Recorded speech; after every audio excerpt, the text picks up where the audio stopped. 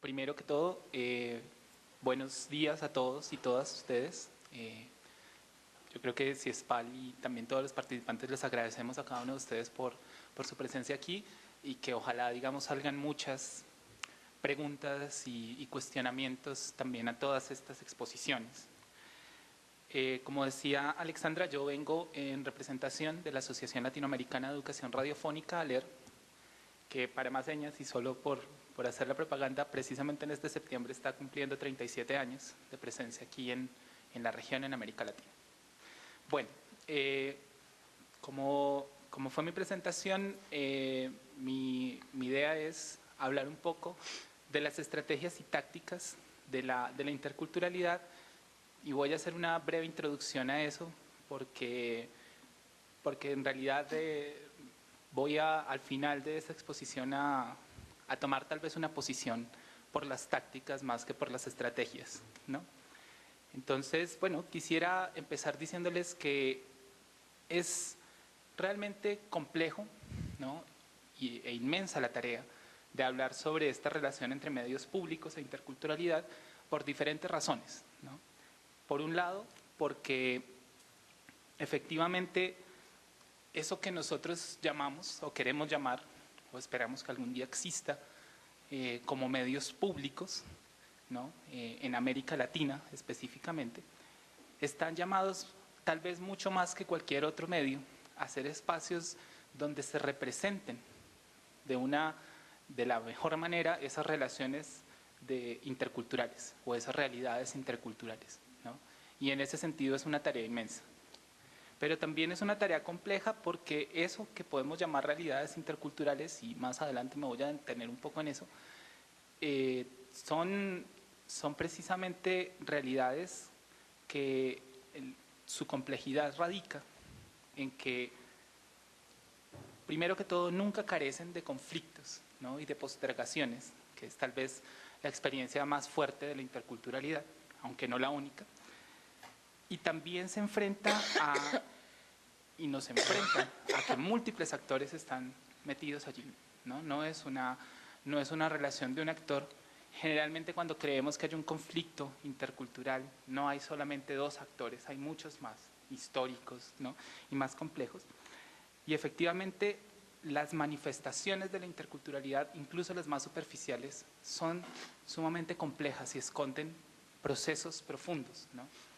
Y por eso mismo la interculturalidad, si la pensamos así como la interculturalidad como totalidad, termina siendo una comprensión incompleta, ¿no?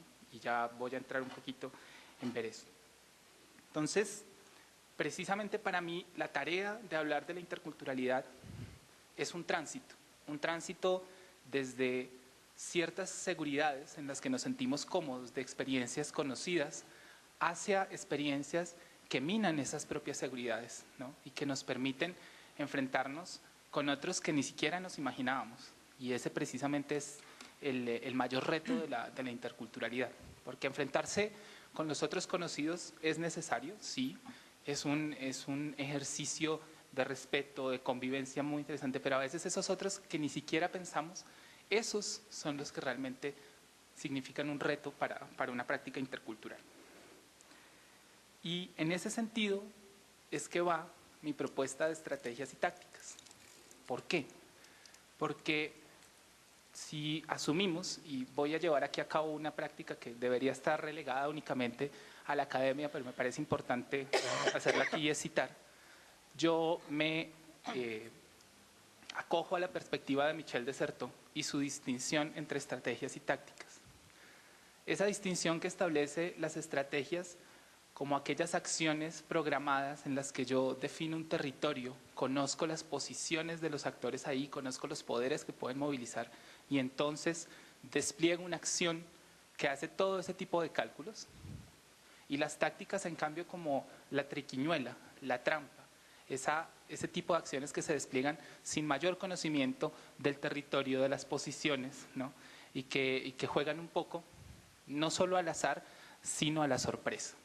Entonces, es interesante esta distinción para mí, porque efectivamente lo que yo llamaría en algún momento la incompletitud de la comprensión de la interculturalidad tiene que ver con que generalmente queremos tratarla como una estrategia, queremos definir una estrategia intercultural, queremos definir la posibilidad de identificar el territorio, las posiciones, las acciones, los poderes de todos esos que llamamos otros y entonces desarrollar una estrategia intercultural, ¿no? Y empezar a encontrar a través de esa idea de estrategia formas en las que podamos, digamos, cumplir esas funciones básicas con las que a veces pensamos a la interculturalidad, como puede ser efectivamente deconstruir las discriminaciones, como puede ser construir espacios de deliberación más equitativos, como puede ser efectivamente mostrar, expresar, darle voz al otro.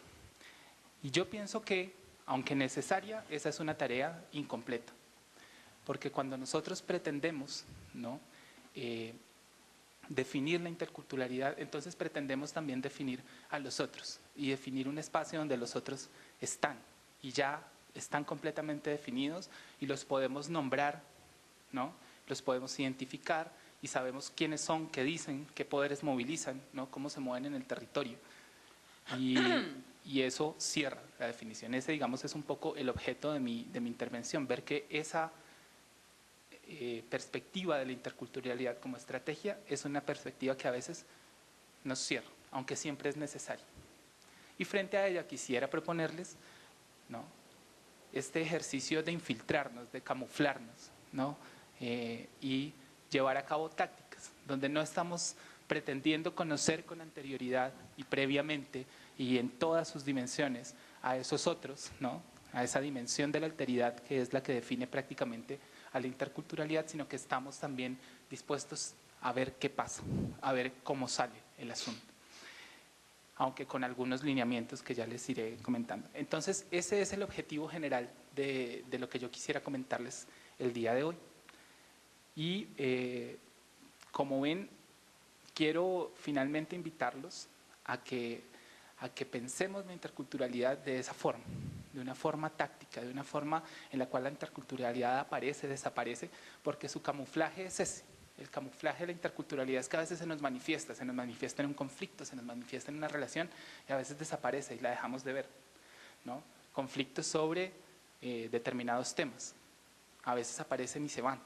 Y así mismo es. Y a veces tal vez nosotros deberíamos aprender a camuflarnos para entenderla también un poco mejor. Bueno, en ese sentido, yo quisiera iniciar comentándoles un poquito la experiencia de una red de medios comunitarios, como es ALER, para tratar de pensar la interculturalidad y mostrarles algunos avances muy interesantes y también muchas limitaciones, y a partir de esas limitaciones mostrarnos a nosotros mismos un espejo en el que podamos vernos para hablar de la interculturalidad y proponerles cuáles serían esos lineamientos que para mí son dos conceptos básicos que nos pueden ayudar a entender la interculturalidad de la forma táctica en la que les propongo. Como ustedes saben y les acabo de comentar, ALER cumple 37 años y ALER mismo es un espacio que se enfrenta a la interculturalidad, ¿no?